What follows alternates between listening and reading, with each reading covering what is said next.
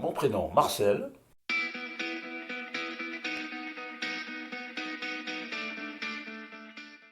Je dirais sans aucun doute un homme engagé dans non pas tant la défense, mais la mise en valeur de l'autre. Voilà. C'est un petit peu ce qui m'a conduit, je dirais, depuis que je suis arrivé à l'âge adulte. Comme je suis aussi du signe du cancer, je n'attaque pas mes adversaires billes en tête. Je ne dis pas que je contourne l'obstacle, mais j'essaie d'éviter les conflits directs. Voilà, c'est parce que ça ne sert à rien.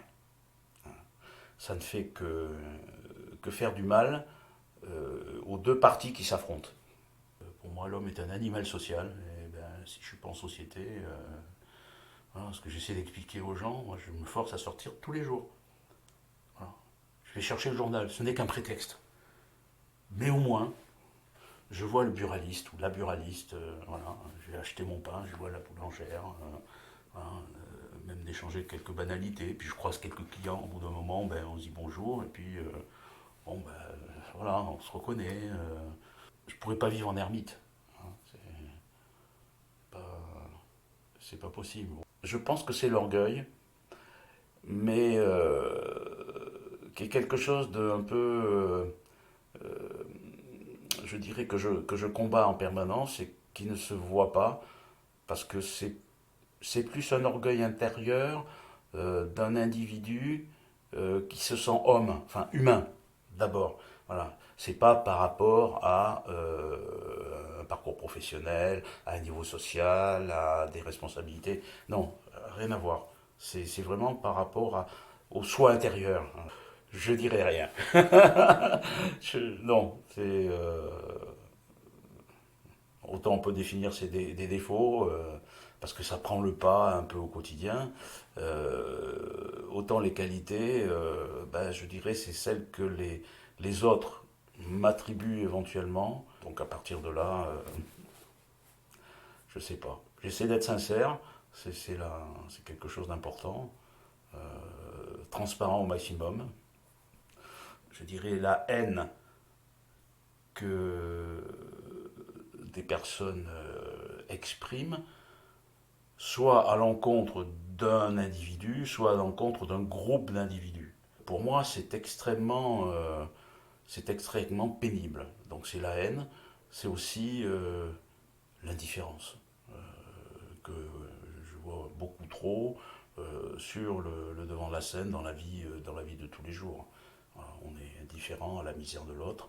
C'est vrai que souvent on ne sait pas comment pallier cette misère, mais il y a des choses quand on est engagé d'une certaine manière dans la société, dans la vie publique, on a aussi un devoir, c'est de trouver des solutions pour aider ceux qui sont dans la difficulté, ceux qui sont dans la peine, pour non pas seulement les secourir, mais les faire grandir. Et bien quand je lis le bonheur dans les yeux des autres. Voilà. C'est aussi le fait de partager quelque chose. C'est pas seulement le partage, on va dire, du pain et du vin qui sont. Non, non. C'est autre chose. Partager des idées, partager une forme de recherche intérieure, le fait d'être capable justement de l'exprimer et faire part de ses sentiments, de ses expériences, de sa vision des choses. Écouter l'autre. Faire preuve de tolérance. C'est un terme qu'on entend pratiquement plus. Voilà. C'est ouvrir son intelligence et son cœur. La vie associative, c'est là où je prends plaisir parce que ce sont des moments de rencontre. Alors la vie associative, pour moi, c'est la rencontre de personnes qui sont animées par une idée, enfin, il y a ce qui les réunit, donc un but, mais qui viennent de tous horizons. Hein. Donc qui apportent des expériences, des aventures, une conception de la vie toutes différentes et qui nous permettent de mettre des choses en commun, d'échanger. Oui, oui. Alors, moi, je ne suis pas du tout musicien. Je suis incapable de jouer d'un instrument de musique. Mais j'ai toujours aimé écouter de la musique. Je Je m'aperçois qu'aujourd'hui, ben, j'ai quand même une discothèque assez importante. Et j'aime beaucoup la découverte de compositeurs français ou étrangers peu connus parce que en musicologie, petit à petit, on arrive à redécouvrir, je dirais, tout un patrimoine musical. Et je salue en particulier là, le travail extraordinaire qui est fait par le Centre de musique baroque de Versailles. Ah, franchement, ils font un travail tout à fait exceptionnel pour faire justement ressortir ben, des auteurs qui sont essentiellement de la période enfin, du XVIe au XVIIIe siècle.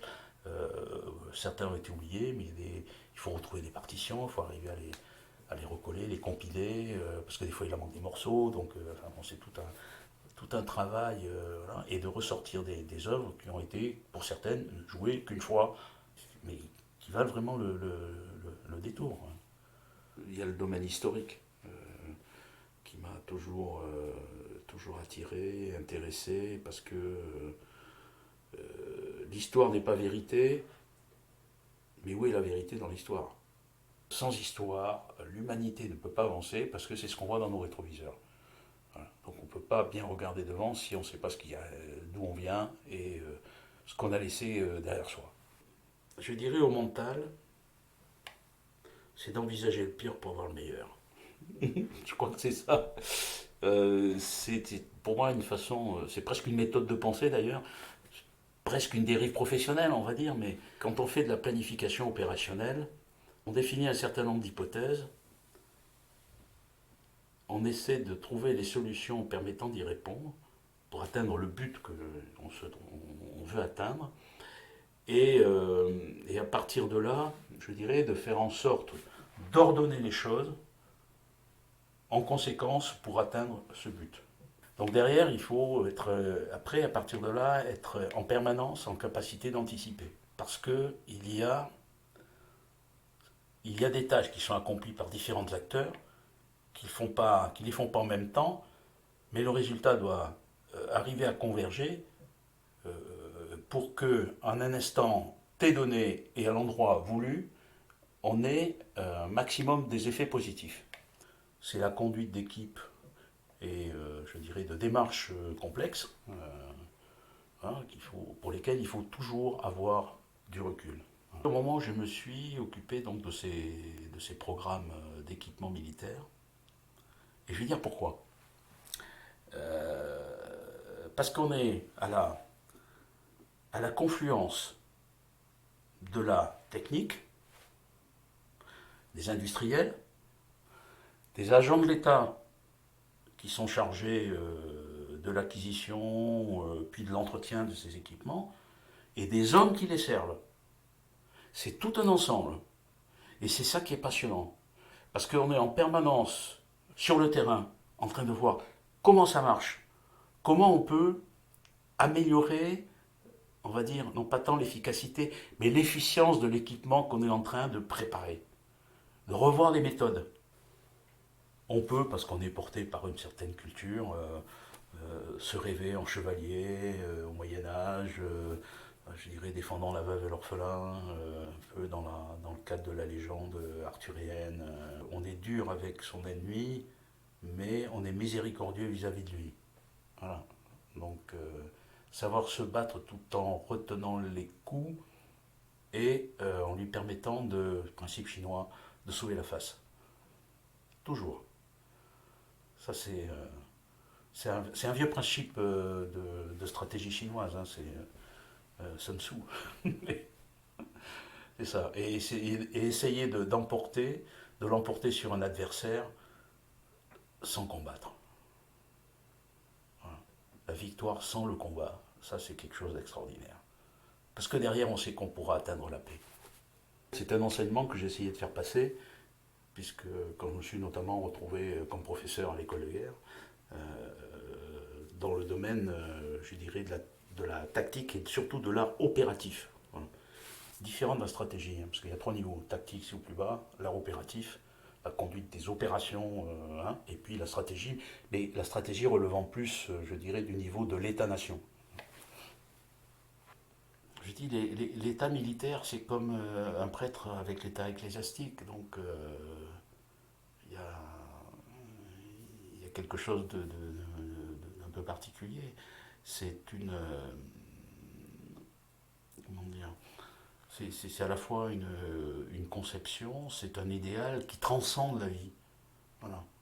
Et c'est compliqué à faire comprendre, hein, je crois encore plus aujourd'hui. Parce que pour les jeunes, la guerre, c'est loin. La dernière fois où on s'est battu en France, c'était en 1945. Hein, et puis après, si après il y a eu les guerres de décolonisation, mais c'était pas chez nous. Voilà. Donc cette prise de conscience, je pense qu'elle n'existe plus. La sincérité. Ouais, ouais, c'est ça. L'honnêteté. Voilà. C'est à la fois l'honnêteté intellectuelle, morale, puisque ça en fait partie, financière, le comportement. Voilà, tu ne voleras point. Voilà, ça fait partie des commandements de base donnés à l'humanité, quelle que soit la religion d'origine. J'ai essayé de rendre les choses justes et que les gens se sentent à leur place, là, là où vous devez être, et en faire progresser le maximum.